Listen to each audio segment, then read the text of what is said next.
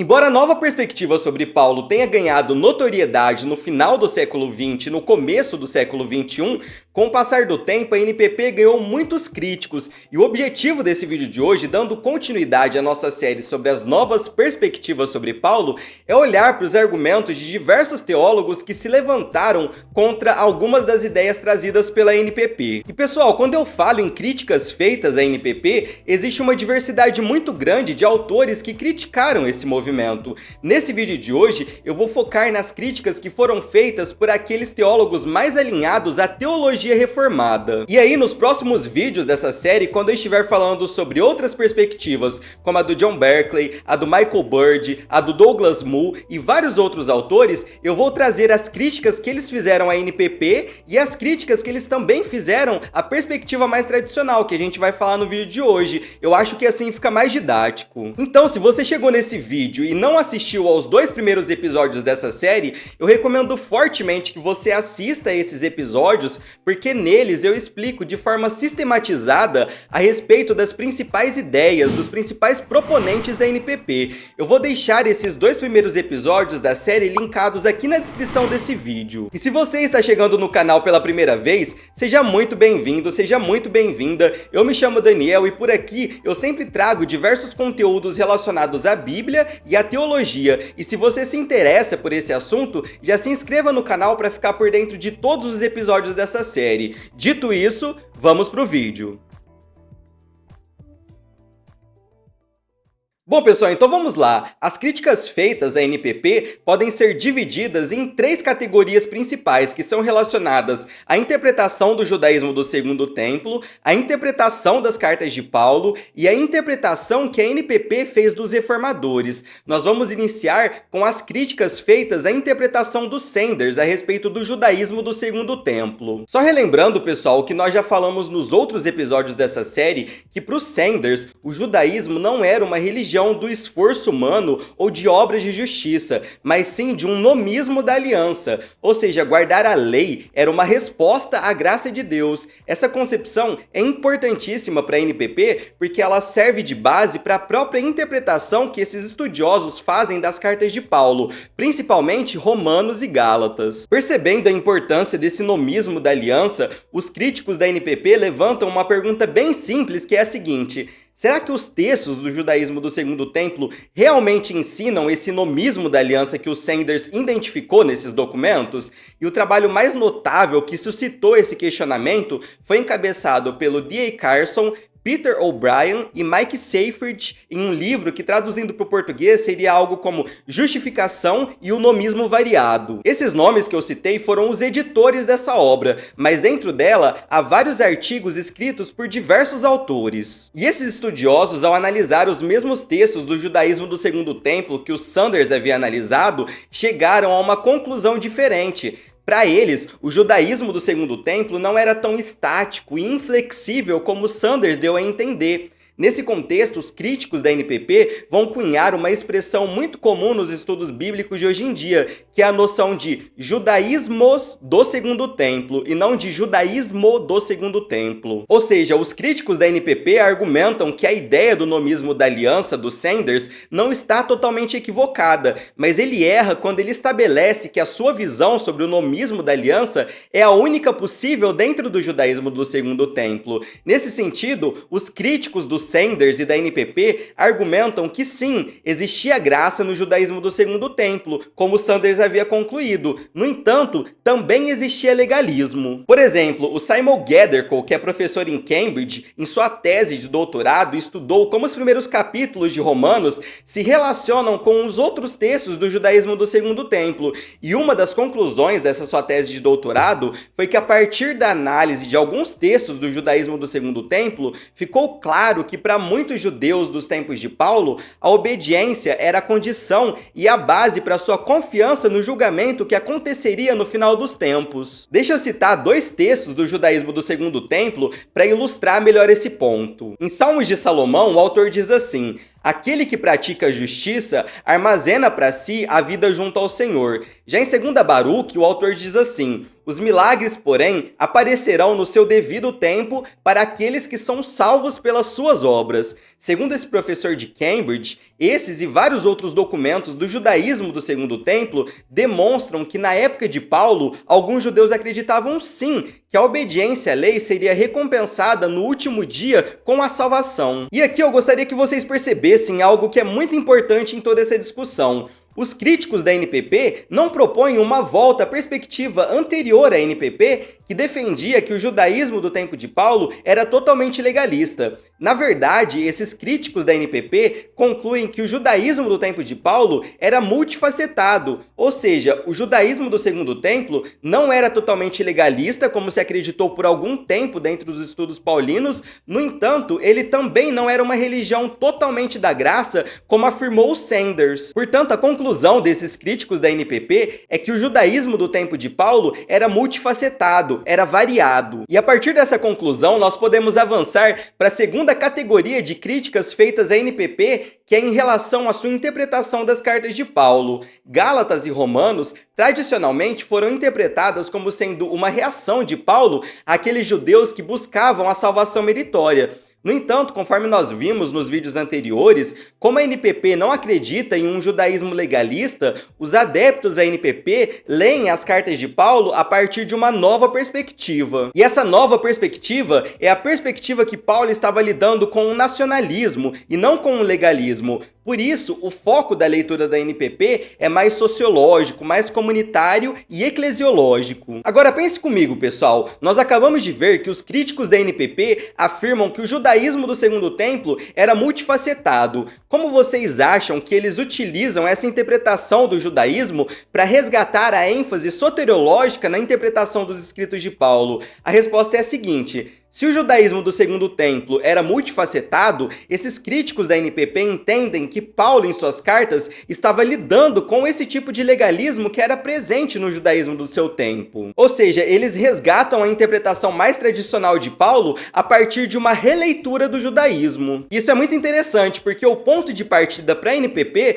foi a sua nova compreensão sobre o judaísmo. E agora, a perspectiva reformada vira a mesa contra a NPP a partir de uma nova perspectiva do judaísmo. Olha que irônico, inicialmente a NPP acusava a perspectiva reformada de ter uma compreensão reducionista do judaísmo. Agora, a perspectiva reformada acusa a NPP de ter uma compreensão reducionista do judaísmo. Bom, pessoal, a partir das minhas leituras dos estudiosos alinhados à interpretação mais tradicional e reformada de Paulo, eu identifiquei 3 ênfases principais de suas críticas à interpretação feita pela NPP das cartas de Paulo, e eu gostaria de resumi-las aqui para vocês. Como nós vimos nos outros vídeos dessa série, vários intérpretes da NPP argumentam que a justificação pela fé não é o centro da teologia paulina. No entanto, em contraposição a essa ideia da NPP, uma primeira ênfase bem marcante da interpretação mais tradicional de Paulo é a noção de que a justificação ocupa um papel dominante no pensamento paulino.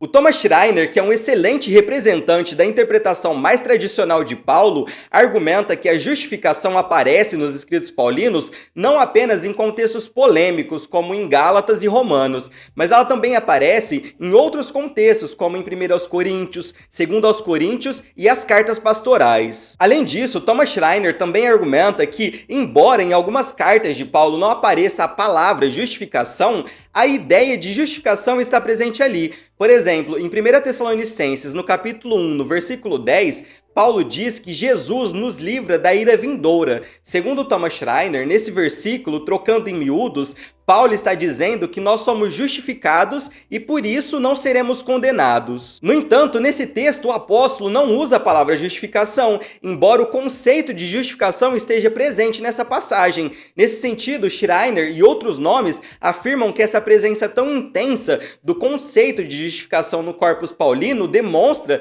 que a justificação é central na teologia paulina. Uma segunda ênfase muito marcante da interpretação mais tradicional de Paulo, em contraposição à NPP, é que a justificação é compreendida fundamentalmente como uma questão de soteriologia e não de eclesiologia. Sem dúvidas, essa afirmação é claramente contrária à NPP, que entende a justificação como uma declaração da parte de Deus que tanto judeus como gentios são membros de uma mesma família. Para ilustrar melhor esse ponto, eu gostaria de citar aqui alguns argumentos trazidos pelo Thomas Schreiner para atestar esse argumento de que a justificação pela fé é uma doutrina essencialmente soteriológica. O primeiro texto de Paulo que ele traz para essa discussão está em 1 Coríntios, no capítulo 6, no versículo 11, quando Paulo diz que os coríntios foram lavados, santificados e declarados justos diante de Deus. O Schreiner, comentando esse texto, diz que essas três palavras que aparecem nele são palavras com caráter soteriológico: